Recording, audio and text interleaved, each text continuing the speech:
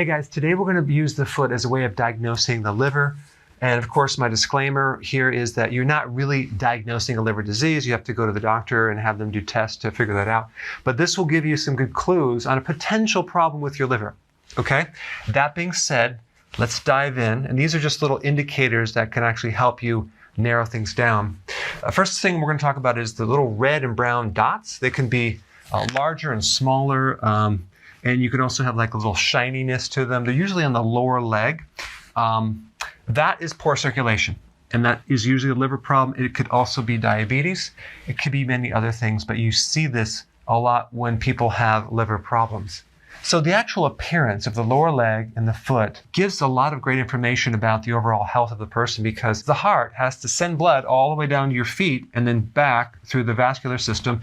And usually if there's a liver problem or a heart problem, whatever, there's going to be a vascular problem. And you're going to see it in this part of your body a lot because of the poor circulation that's occurring. So a lot of these problems happen at the greatest distance from the heart. And also even with diabetes, for example, you see neurological problems in your feet and your hands because of that fact, because it affects the distal fingers, which is the point furthest away from the heart. Okay, so you'll see red and brown little discoloration type specks on the lower leg, and then something called spider veins, or another name would be spider nevis, which usually see this in cirrhosis. And what's happening to the liver is you're building up a lot of estrogen, and too much estrogen can affect the vascular system. So you can see varicose veins and spider veins, and you can see them in the lower legs. Then we have cracked heels, okay? This is usually a vitamin B3 deficiency or an omega-3 fatty acid deficiency. Why? Because one of the functions of the liver is to make bile and help you absorb these fatty acids, not just omega-3 fatty acids, but vitamin A, which could be involved in the skin, vitamin E, which could be involved in the skin. Those are fat-soluble vitamins. But vitamin B3 also affects the skin. Other B vitamins also can affect the skin as well, just how they relate to the cofactor to help the enzymes work, especially with proteins. So B3 deficiency can create a problem. Another name for that would be pellagra. People with pellagra, which is a B3 deficiency, have a lot of skin issues. All right, itching of the foot. Usually in the bottom of the foot, that is a backup of fluids into the liver. It's a congested liver. It could be bile backing up, and you're getting a buildup of histamines, a congested liver, so you can have itching in the foot. Also, you can have pain or inflammation in the bottom of the foot. A lot of times people associate that with something called plantar fasciitis, when it's really not plantar fasciitis. It's just a liver problem.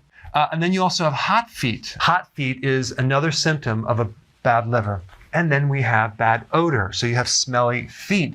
Why? Because the liver is not able to detoxify correctly, and it's backing up through the skin. Usually if the liver's bad, the person's diet is pretty bad, and their entire body is backed up with garbage, especially the large intestine and the kidneys, and it's coming out through the skin. So you can't just have a really terrible, unhealthy, bad liver and have a very healthy kidney or colon. If one is bad, they're usually all pretty congested and unhealthy. Okay, pitting edema. That's where you press your finger into the lower leg and it leaves a dent and it just stays there. That's fluid backup. That's a common liver symptom. Then we have fungus, toenail fungus.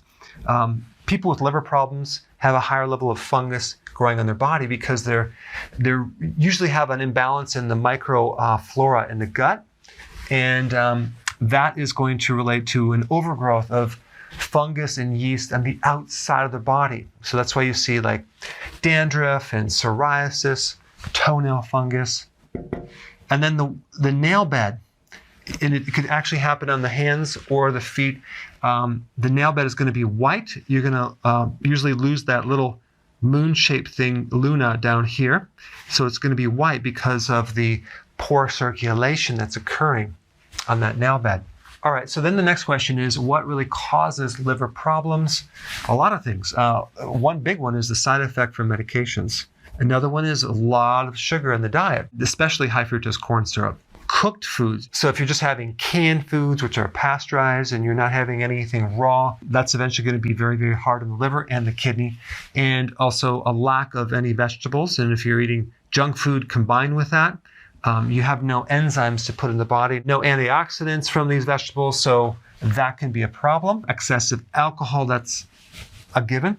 And then excessive protein. So if you're doing massive amounts of protein, it built up a lot of nitrogen waste. Over time, that can then overload the liver and the kidney and put a lot of stress on it. So if there is liver damage or kidney damage, you want to go a little lower on the protein, higher in the vegetables. Okay, so now what is a good diet for the liver? Now, if you're new to my channel, click the link down below. I will show you a combination of a healthy ketogenic diet and intermittent fasting. Okay, so that's what I'm going to recommend. For those of you that are not new and you've been on my channel, if you watch a lot of videos, you already know this. You're on the program. You're already getting great success. So go ahead and put your comments down below so the new people can see that that really does work. All right, thanks for watching. Hey, if you're liking this content, please subscribe now, and I will actually keep you updated on future videos.